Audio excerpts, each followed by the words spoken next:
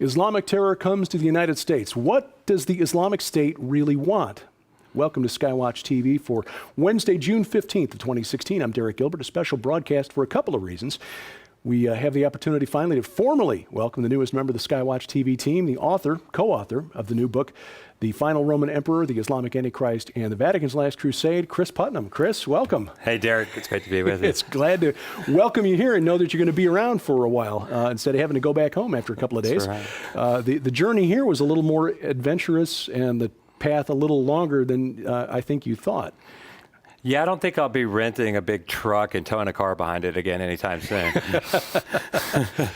Well, getting down to the situation that occurred in Orlando over the weekend, early Sunday morning, a gentleman who, and I use the term very loosely, incorrectly probably, who called during his attack to pledge allegiance to the Islamic State, killed 49 people, wounded 53 others in an attack that the Islamic State gladly took credit for.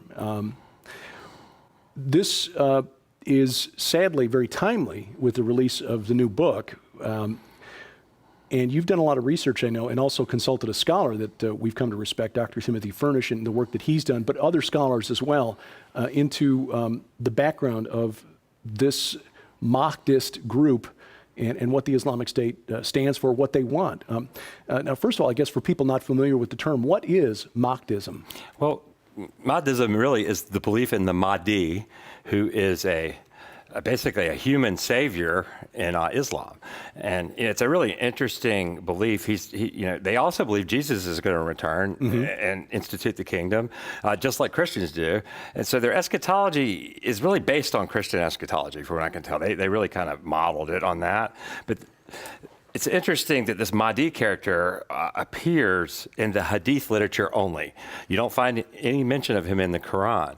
And in the book, I make a pretty good case, I think, that Muhammad probably never said anything about the Mahdi, but the Hadith says he did. Now, why do I say that? Well, in the 6th, 7th centuries AD in Syria, where most of these Hadith compilers were living and where they were working, around Damascus and those areas, you find that there was a Christian pseudepigraphal work. It's falsely attributed to the church father Methodius. It's called the Apocalypse or Revelation of Methodius. Now, Methodius didn't really write it. We know that now, but they didn't. And most Syrian Christians believed that this was a genuine, inspired revelation. Now, in this revelation, it speaks of a final Roman emperor, okay? And this character is said to convert the world to Christianity right before the return of Jesus.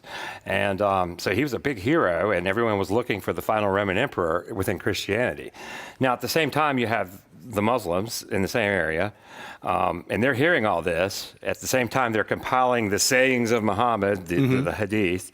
And I think what happened is they heard this, and they said, hey, we need a counterpart to an apologetic against this final Roman emperor character, and this is where the Mahdi comes from. And a lot of scholars would agree with that assessment, that it's kind of a plagiarization, really, of that pseudepigraphal work. So the beliefs of Muslims then, not just in the Quran, which are supposed to be the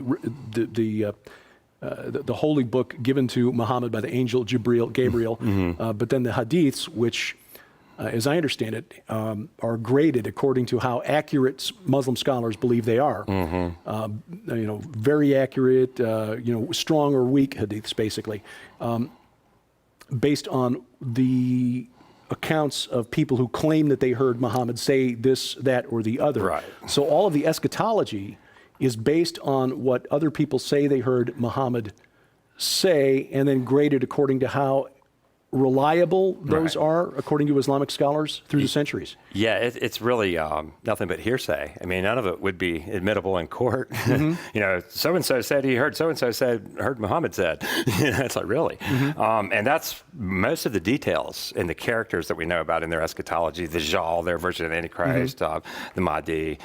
These guys are largely from the Hadith. I mean, you don't see anything about the Mahdi or the Jal in the Quran. Now, the Quran does feature the Day of Judgment, and it's pretty much the same thing you see in the Old Testament, in the book of Daniel, you know, the dead will rise and be judged. That's in the Old Testament and the New Testament. In Revelation would be the final resurrection. But of course, Revelation has 2 resurrections, Right. whereas Islam only has the final one.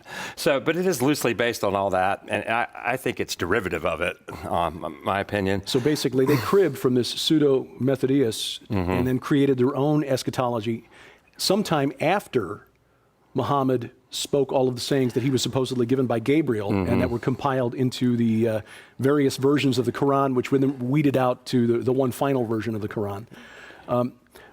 Now, Mahdism is, the Mahdi is a character who has different characteristics in Sunni Islam and Shia Islam. What's the difference between the Mahdi that the Sunnis are looking for and the Mahdi that the Shias are looking for? And so that depends on which hadith that you refer to when you describe the Mahdi, right? And the Sunnis have theirs and the Shia have theirs. The Shia is where this legend of the 12th Imam comes from, that he's occulted somewhere in a different dimension or something. He's going to pop back up at the end times. And that's a Shia belief. Now, the Sunnis are much more conventional. He will be a regular man. And, you know, and he will be born and just raised up and be a good Muslim and, you know, probably get his doctorate and, you know, studies of Islam and all those kinds of things. And this is what they looked for in somebody like Baghdadi. I mean, he fits a lot of those prophetic requirements. An Islamic scholar who's well-trained in Islamic law and the study of the Quran. But nobody's naming him as the Mahdi, but that's the sort of person they're looking for with the right record, the right genealogy. And so that's who the Sunnis expect. So they don't expect anything terribly miraculous. But Mahdism, as an extension of the word Mahdi, is just the belief that he's coming very soon. And so ISIS, you know, is modest. All right. And that's what distinguishes them from a group like Al-Qaeda. Osama bin Laden, he thought the times were short, but he didn't necessarily think it was going to happen during his lifetime. He was more interested in disturbing the West, you know, terrorism and things of that nature, than the idea of building a state for a worldwide caliphate. Now, ISIS is really more interested in building their own state than they are bombing us, for instance. But you know, they'll go ahead and do that too when they have time. But their concentration is to build this worldwide caliphate so the Mahdi can come in and take over. And now they've already built pulpits in Jerusalem and other places all around the Middle East for the Mahdi to speak from. So they're expecting him to come within the next few years. Now I don't know how long that narrative lasts, you know, when he doesn't come. But that's that's the real distinctive between ISIS and the other terror groups. They're looking for a geopolitical leader now to lead them to glorious, victorious global jihad. They're an apocalyptic death cult in the truest sense of the word. And they believe they can trigger it by what they're doing, whereas the Shia... They can hasten it. The Shia believe it'll happen when it'll happen. It'll be a supernatural return of this 12th Imam. In a sense, not that I'm equating Christianity or Judaism with Islam, but in this way, it's similar to the difference between the expectations of the Messiah between Christians and Jews. Christians are looking for the supernatural return of the Messiah who has gone away but will come back, whereas Jews are looking for somebody who is a scholar in Torah, who is observant, and then who will rise up and lead them to geopolitical victory in the war of Gog and Magog. And interestingly, Islam has that same kind of belief too. They also believe in Gog and Magog, but they kind of twist it up.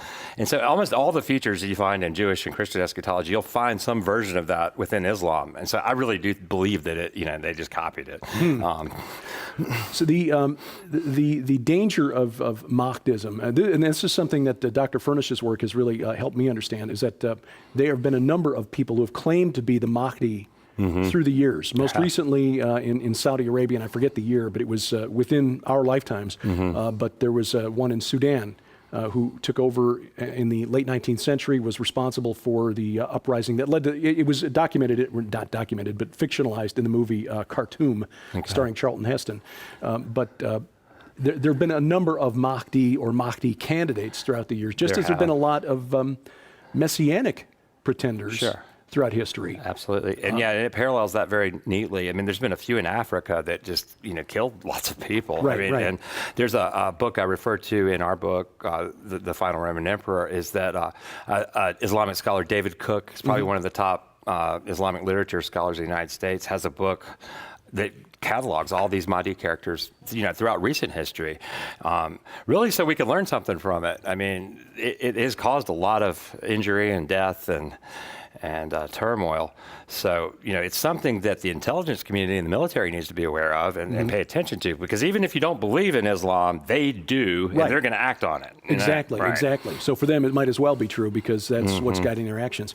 Well, the title of the book, The Final Roman Emperor, obviously drawn from this pseudo-Methodius work. What in your research into the Vatican, which I know you've done quite a bit of, between this book, Path of the Immortals, Exo Vaticana, Petrus Romanus, how does the Vatican view this clash of cultures between Christendom, for lack of a better word, and what appears to be the next wave of Islamic conquest? Well, that's an interesting question, and I could go several different directions with that. I think the thing I'll just tie in right now, because we've been talking about it, is that, we talked about this last Roman emperor from Pseudo-Methodius, right? And so we get the Mahdi from there. There's also Roman Catholics picked up on the same piece of literature, and they have the great Catholic Pope. And it's based on the same character, the same piece of literature, and it's still prevalent within Roman Catholicism. And it started in the Middle Ages. They believed there would be a French king who would convert the world to Catholicism before the return of Christ. And it's still prevalent. You can find it on modern Catholic websites where they talk about this great Catholic king. It's based on the same guy as the Mahdi. And so Muslims and Catholics share belief in a common character, not the same guy, but one's a Catholic, one's a Muslim, and they have the same function. And it's really kind of troubling, honestly. Well, it kind of ties in with the research I'm doing for the presentation I'm going to give in July about how all through the ages, the enemy has tried to implant false ideas to convince people to behave in a certain way. It doesn't matter whether it's true or not. Well, in fact, it's probably not true, or maybe salted with a grain of truth to get people to believe it. But the idea is to get people to behave as though it's not. It's the classic definition of a psychological operation, a psyop. Sure. If you get people to believe something is true, they will behave as though it's true, and then you can guide their actions in a certain direction. And I think what's happening is what will ultimately happen is a very violent and bloody war between two sides that are both firmly convinced that they are fighting for God. And in fact, neither side will be fighting for God. Exactly. And the thing that's even, if you think about it, you have, big portion of the world's, religious faith believers in Islam and a big portion in Catholicism. They're all looking for a human ruler to bring peace to the world. Now, doesn't that set both of them up to fall for the Antichrist? I mean, it does. It does. And of course, among Protestants, and you've got the people who believe in dominion theology, who are looking for someone who will lead them to reclaim the world because of a misunderstanding of Psalm 110, verse 1, where the Lord said to my Lord, remain at my right hand until I make your enemies a footstool beneath your feet. They take that to mean that Jesus is stuck in heaven until we conquer the world in his name. Right. Yeah. Disregarding verses in the New Testament that say God has already made his enemies a footstool for Jesus' feet. But, well, anyway, we'll continue this conversation tomorrow. Cris Putnam, the newest member of the SkyWatch TV team, and we are delighted to have him here. This week on SkyWatch TV, we've got a very important interview. If you haven't watched it yet, we encourage you to do so, especially if you have children or grandchildren. Opal Singleton, who's the president and CEO of MillionKids.org, the organization's name, the ministry's name, refers to the number of children per year pulled into human trafficking, a literal nightmare reality of child prostitution, child pornography, drug abuse, and essentially slavery. The interview is eye-opening because you will realize how little you know. I consider myself pretty tech-savvy, and I realized with a shock that these kids are being contacted over social media apps that I didn't even know existed. You'll find the interview online, of course. We've got it available on demand at the SkyWatch TV channels on Roku, on Vimeo, and available this afternoon, coast to coast, on the Cornerstone Network. You'll find that at 2:30 this afternoon Central Time. Again, on Saturday, it will be broadcast on the Victory Television Network in Arkansas and around Memphis, and WCLF, which is the Christian Television Network affiliate in the Tampa, St. Petersburg area. We've got a complete listing of stations, networks, dates, and times where you can watch SkyWatch TV posted at skywatchtv.com. Look for the link in the top menu bar that says channels. And please remember our exclusive online content, because this week especially, we have a second interview with Opal Singleton in which she shares 4 new technologies developed and released since the beginning of this year that over the next 18 months will make life much easier for predators looking to groom your child or grandchild. You'll find that interview on the SkyWatch TV channels on Roku, on Vimeo, YouTube, and at skywatchtv.com. If you need a more portable version of SkyWatch TV, we can help you with that. It's an audio version, the SkyWatch TV podcast. You'll find the link in the top menu bar at skywatchtv.com and instructions on how you can subscribe via iTunes, another podcatcher, or at stitcher.com. Again, the SkyWatch TV podcast updated at least once a day, all week long, with all of the programs that we air here on SkyWatch TV. We depend on your support to keep producing this content, and we'd like to thank you to make sure you understand how much we appreciate your support.